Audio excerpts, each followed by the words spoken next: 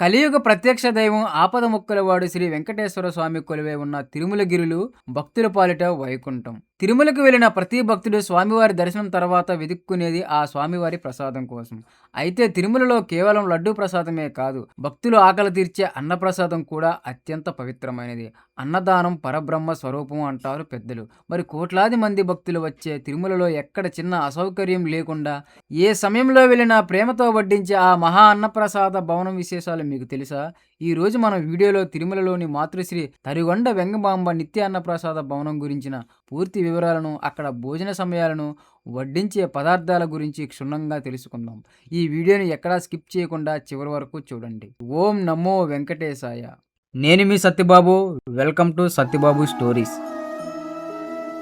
తిరుమల శ్రీవారి ప్రధాన ఆలయానికి అతి సమీపంలో, అంటే వైకుంఠ క్యూ కాంప్లెక్స్ దాటిన తర్వాత మనకు ఎంతో భవ్యంగా కనిపించే భవనమే మాతృశ్రీ తరిగొండ వెంగమాంబ నిత్య అన్నప్రసాద భవనం. శ్రీవారి పరమభక్తురాలు, అన్నదాన మహిమను చాటి చెప్పిన మాతృశ్రీ తరిగొండ వెంగమాంబ పేరు మీద ఈ భవనాన్ని టీటీడీ నిర్మించింది. స్వామివారిని దర్శించుకున్న భక్తులు అలసటతో ఉన్నప్పుడు వారికి కడుపు నిండా భోజనం పెట్టి సేదతీర్చే అక్షయ పాత్ర ఈ భవనం. ఇక్కడ అన్నదానం నిరంతరాయంగా సాగుతూనే ఉంటుంది. వేలాది మంది భక్తులు ఒకేసారి కూర్చొని భోజనం చేసేలా ఇక్కడ భారీ డైనింగ్ హాల్స్ నిర్మించారు. ఒక్కో హాలులో వెళ్తుంటే శుభ్రత, ఆ క్రమశిక్షణ చూసి మనం ఆశ్చర్యపోవాల్సిందే. తిరుమలలో అన్నప్రసాద వితరణ అనేది ఒక క్రమ పద్ధతిలో జరుగుతుంది. ఉదయాన్నే స్వామివారిని దర్శించుకుని వచ్చే భక్తుల కోసం అల్పాహారం, అంటే టిఫిన్ సిద్ధంగా ఉంటుంది. ఉదయం సరిగ్గా 8:30 గంటలకు అల్పాహార వితరణ మొదలవుతుంది. ఇది ఉదయం 10:30 గంటల వరకు కొనసాగుతుంది. దూరాభారం నుండి వచ్చే భక్తులకు, చిన్నపిల్లలకు, వృద్ధులకు ఈ అల్పాహారం ఎంతో ఊరటనిస్తుంది. వేడివేడిగా వడ్డించే ఉప్మా లేదా పొంగల్ వంటి పదార్థాలు భక్తులు ఆకలిని తీరుస్తాయి. ఇక అసలైన అన్నప్రసాద వితరణ మధ్యాహ్నం ప్రారంభమవుతుంది. ఉదయం 10:30 గంటల నుండి సాయంత్రం 4 గంటల వరకు నిర్విరామంగా మధ్యాహ్న భోజనం అందుబాటులో ఉంటుంది. మీరు ఏ సమయంలో వెళ్ళినా చిరునవ్వుతో ఆహ్వానించే వాలంటీర్లు మనకు కనిపిస్తారు. వేలాది మంది భక్తులు ఉన్నా ఎక్కడా తొందరపాటు లేకుండా క్యూ లైన్ల ద్వారా పద్ధతిగా భక్తులను డైనింగ్ హాల్స్లోకి పంపిస్తారు. ఆ హాలు పరిమాణం చూస్తే మనకు టీటీడీ చేసే ఏర్పాట్లపై గౌరవం పెరుగుతుంది. సాయంత్రం 4 గంటల నుండి 5:30 గంటల వరకు భవనంలో స్వల్ప విరామం ఉంటుంది. ఈ సమయంలో హాల్స్ను శుభ్రపరచడం, రాత్రి భోజనానికి ఏర్పాట్లు చేయడం జరుగుతుంది. తిరిగి సాయంత్రం 5:30 గంటలకు రాత్రి భోజనం ప్రారంభమై రాత్రి 11 గంటల వరకు కొనసాగుతుంది. అంటే అర్ధరాత్రి వరకు స్వామివారి సేవలో తరించే భక్తులకు కూడా ఇక్కడ అన్నప్రసాదం లభిస్తుంది.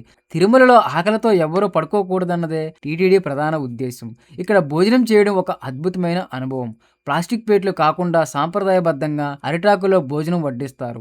అరిటాకులో భోజనం ఆరోగ్యానికి ఎంతో మేలు చేస్తుంది. మెనూ విషయానికి వస్తే మొదటగా వేడివేడి అన్నం, అందులోకి నోరూరించే సాంబారు పోస్తారు. ఈ సాంబార్ రుచి అద్భుతం, మహా అద్భుతం. ఆ తర్వాత గుమగుమలాడే రసం, చిక్కని మజ్జిగ వడ్డిస్తారు. వీటితో పాటు ప్రతిరోజు ఒక కూర ఉంటుంది. ఈ కూరలో సమయాన్ని బట్టి, లభ్యతను బట్టి మారుతూ ఉంటాయి. అలాగే పచ్చి కొబ్బరి చట్నీ కూడా వడ్డిస్తారు. అయితే ఇక్కడ భోజనంలో హైలైట్ ఏంటో తెలుసా? వడ.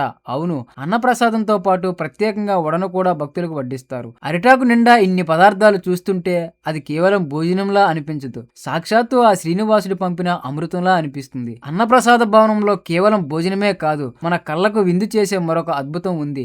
భవనం లోపల పంచదివ్య క్షేత్రాలకు సంబంధించిన అద్భుతమైన 3D పెయింటింగ్స్ కూడా ఉన్నాయి. శ్రీశైలం, త్రిపురాంతకం, మహానంది, అహోబిలం మరియు తిరుమల, ఈ 5 క్షేత్రాల విశిష్టతను తెలిపే ఈ పెయింటింగ్స్ రూపొందించారు. మనం భోజనానికి వెళ్తున్నప్పుడు ఆ పెయింటింగ్స్ చూస్తుంటే నిజంగా ఆయా క్షేత్రాలలోనే మనం ఉన్నామా అన్నంత భ్రమ కలిగిస్తాయి. ఆధ్యాత్మికతను కళను జోడించి టీటీడీ చేసిన ఈ ప్రయత్నం భక్తులను ఎంతో ఆకట్టుకుంటుంది. ఇంత పెద్ద ఎత్తున అన్నదానం జరగడం వెనుక వేలాది మంది కృషి ఉంటుంది. టీటీడీ అధికారిక సిబ్బందితో పాటు ప్రపంచవ్యాప్తంగా వచ్చిన శ్రీవారి సేవకులు ఇక్కడ సేవలు అందిస్తారు. గోవింద గోవింద అంటూ నామస్మరణ చేస్తూ భక్తులకు ఎంతో వినయంగా వడ్డిస్తారు. వారు చేసే ఈ సేవలో స్వార్థం ఉండదు, కేవలం స్వామివారిపై భక్తి మాత్రమే ఉంటుంది. భక్తులకు వడ్డించడం, విస్తళ్ళు తీయడం, క్లీనింగ్ చేయడం, ఇలా ప్రతి పనిలోనూ సేవకులు పాలు పంచుకుంటారు. వీరి సేవలు చూస్తే మనకు కూడా సేవాభావం కలుగుతుంది. చాలా మందికి ఒక సందేహం ఉండవచ్చు, ఇంత నాణ్యమైన భోజనం పెడుతున్నారు కదా, ఏమైనా టికెట్ తీసుకోవాలా అని. లేదండి, ఇక్కడ భోజనం పూర్తిగా ఉచితం. ఒక్క రూపాయి కూడా ఎవరికీ చెల్లించాల్సిన అవసరం లేదు.